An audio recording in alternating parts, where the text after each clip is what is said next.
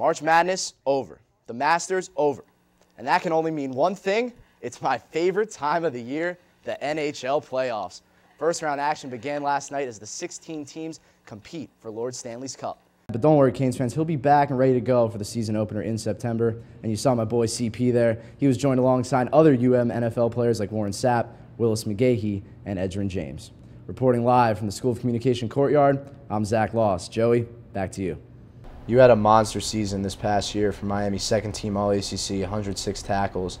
And on your final home game as a Hurricane against Duke, you have arguably the biggest play of your career, sealing the game with the interception return for a touchdown.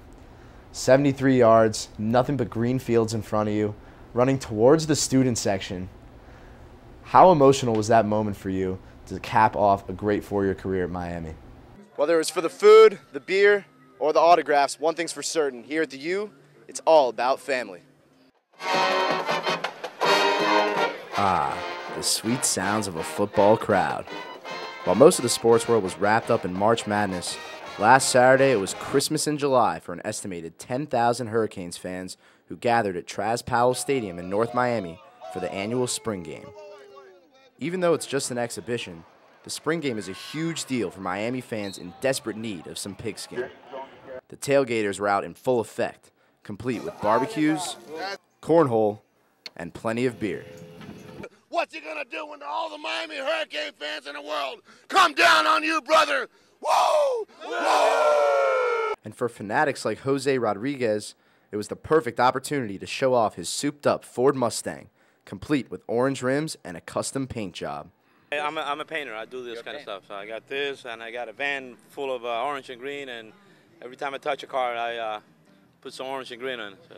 After the tailgating was over, fans headed inside the stadium for a special autograph session with the whole team. Canes fans could buy apparel at concession stands to get their favorite players to sign. And for the little guys, how about a moon bounce and a dunk tank? Even Coach Randy Shannon helped the kids make a big splash. Anytime that you can help the little ones out, I always say it is the greatest thing. It's a privilege for us and an honor for us to help those little kids out. And as for the game, well, Team Hurricanes defeated Team Miami 58-53. But not many cared about the final score. It was simply just a special day for what fans and players hope will be a special season in 2010. For UMTV, I'm Zack. The 9th-ranked Miami Hurricanes baseball team has been on an absolute tear as of late. Winners of 6 straight and 11 of their last 13. The Canes hosted Florida Atlantic last night in the second game of a home-and-home series with their neighbors from Boca. Let's take you out to Alex Rodriguez Park at Mark Light Field. Canes looking to sweep the season series with the FAU Owls. Miami won in Boca 8-5 on Tuesday night, and there's Miami sporting one of their 10 different kinds of uniforms. Orange looks good. And Owls pitcher Kenny Gray making his first collegiate start, and it would be a night to forget for the youngster. Gray gives up 4 runs in the first inning, hitting 3 batters and walking another 3. Yikes. And there's Canes slugger Yasmani Grandal awaiting a pitching change in the second, and on just the second pitch, look out. Grandal with the emphatic flip of the bat. He knew it was gone right away. A 3-run shot, his 5th homer of the year, increases the lead to 7-0, and the rout is on early, folks. Canes bench clears, and give me 5, brother. There you go, David Gutierrez on the bump for the Canes.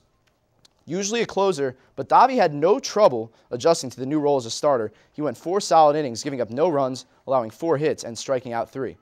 And later in the 5th inning, it was Scott Lawson's turn to get in on the fun with the dinger.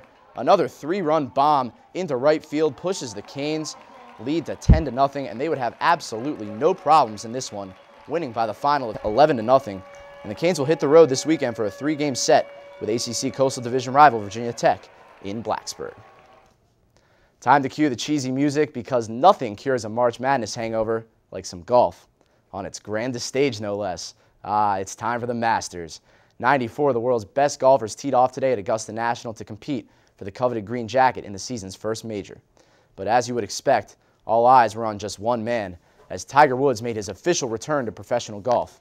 Here's a look at Tiger practicing yesterday, and he teed off at 142 this afternoon to a gracious welcome from the Georgia crowd. He shot 4 under par and trails the leader by 2 shots. And taking a look at the leaderboard, there's plenty of big names and some old guys Fifth-year-old American Freddie Couples sits atop the leaderboard. Couples won his only green jacket back in 1992. And just one shot back is two-time Masters champ and 60-year-old Tom Watson. Tied with Watson is the second best player in the world behind El Tigre, that's Phil Mickelson. He won 2 green jackets of his own in 2004 and 2006. And defending PGA champion winner Y.E. Yang also sits at 5 under. And that's going to do it for sports. Terry and Brian, back to you. Thanks, Joey, and welcome to another edition of Athlete of the Week. I'm chilling here in the men's basketball players lounge with Malcolm Grant, guard from the Hurricanes basketball team. Malcolm, thanks so much for joining us. Thank you. You've played in the ACC and the Big East. You played 1 season in each. Widely regarded as 2 of the best conferences in the country. What are some of the biggest differences, would you say, in league play? You're joining a team with 2 elite linebackers in Brian Cushing and D'Amico Ryans. Right. Cushing obviously was the Rookie of the Year last year, and Ryans is a Pro Bowler. How do you think working with 2 elite linebackers like them is going to help your development, or do you think it's going to hurt when it comes time competing for playing time?